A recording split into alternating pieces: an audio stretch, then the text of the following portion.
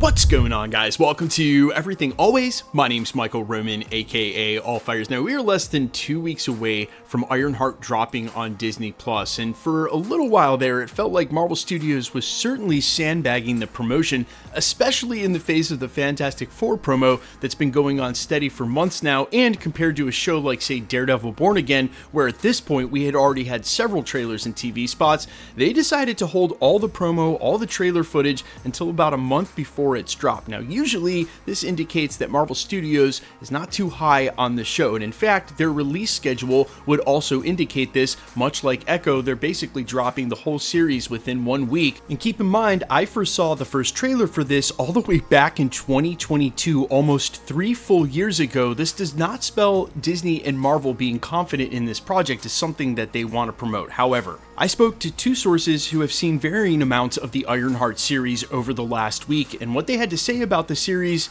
actually sort of surprised me. I'm going to break down exactly what they said in their early opinions of Ironheart, but first, if you could grab the subscribe button. Thanks to everyone who's been subscribing lately and helped grow the channel. Thank you so much, and if you haven't already, we just kindly invite you to do so. It's the #1 thing you can do to support us at the channel, plus it'll enter you for the giveaways if you want. Stick around at the end of the video. We'll get into all the giveaway stuff again there. Okay, so brass tacks and no sugarcoating, this is exactly what I've been told about Ironheart. First up, overall, I've been told it's actually pretty good, and that it is nowhere near as bad as some of those early Disney Plus shows. Side note, even though it was an artifact of the regime of Bob Chapek, where he was basically instructing Marvel to produce anything and everything they could, it is significantly better than the earlier offerings in Phase 4 and Phase 5 on Disney Plus. The next thing I was told is that there were pacing issues within a couple of the episodes during the show. Now look, that's nothing new for Disney Plus. It's been my #1 gripe the entire time, is that they don't know how to pace TV shows, so I am not surprised to hear this at all.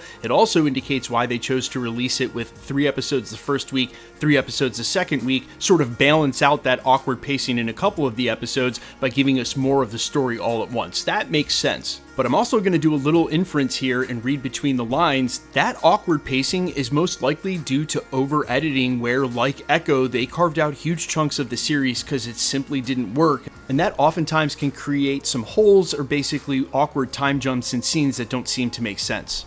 Now, on a super positive note, I was told that the CGI is some of the best ever offered by Disney+, and this is a huge, huge relief because the CGI has been another huge problem. Obviously, shows like She-Hulk, where she looked like Gumby in half of those office scenes, or even some of the films in Phase 4 and Phase 5 have had pretty subpar CGI, but you have to wonder, since the CGI is so good in this show, if they didn't take several years to actually work on it, which added to the fact that they showed trailer footage in 2022 and haven't released it now to 2025. Again, a lot of people were guessing that Disney and Marvel were basically sandbagging the entire series because it wasn't good, and really that's not the takeaway I got from this, but the sentiment is the same as I think it was for what we've been hearing about the numbers here recently, and this was from both of the sources that I talked to, that while it is a good show, it's not an amazing show, and even an amazing show isn't enough to outdo and undo the damage that's been done by the bad shows. I don't know how many of you have friends that at one point were all in like we are in the MCU and keeping up with everything,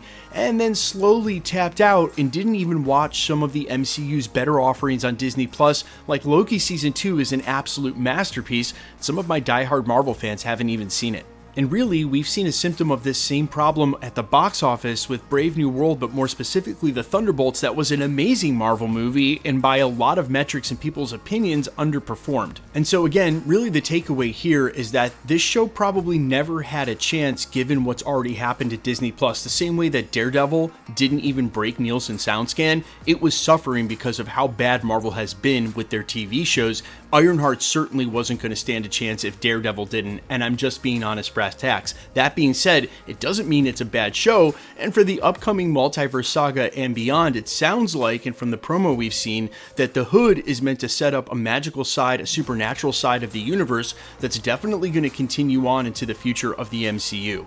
And of course, Dominique Thorne basically just confirmed Ironheart will be in Doomsday and/or Avengers Secret Wars. When asked point blank that question, she said, quote, "The odds may be in my favor." So I think for diehard Marvel fans who want the continuation of the canon in the story, there might be a lot of good in here, but is it enough to save Marvel, to bring people back, to be a harbinger of the change that they're trying to make?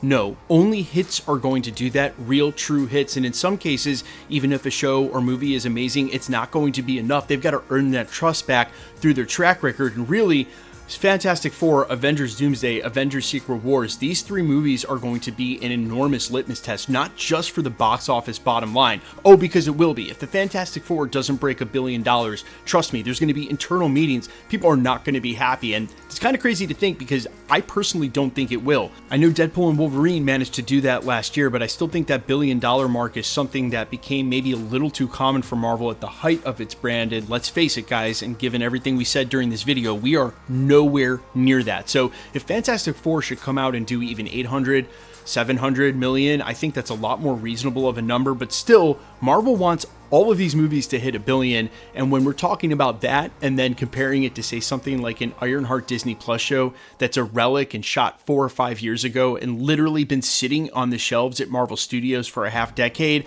I just don't think there was a lot to anticipate being there anyway. And because of that, it might actually overperform because the onus isn't on it to save Marvel. I don't think anybody's looking at it like that. So my takeaway again is that it's probably going to be awesome for Marvel fans. It's not going to make waves. It's not going to shake up the industry. It's not going to be anything crazy. And quite honestly, for a time where we would be expecting some more setup and tie-ins for maybe Young Avengers or Champions or the upcoming Multiverse Saga, Doomsday, Secret Wars, remember this was shot 4 or 5 years ago, forever ago. So any sort of tie-in in that greater sense, I just wouldn't be expecting it unless they did some last-minute reshoots for a post-credit scene after the series, in which case, why would that be the most important thing after 6 episodes? So not a lot to anticipate as far as setup for the bigger picture for the Secret Wars saga, but maybe down the road with the villain wink wink that they introduce if the rumors are true. But you guys let me know all your thoughts down below and your reaction to any and all of this. And are any of you guys planning on watching Ironheart? Like I said, we will do watch parties both weeks for each 3 episodes. We're also doing a PlayStation giveaway for Ironheart and next month for Fantastic Four.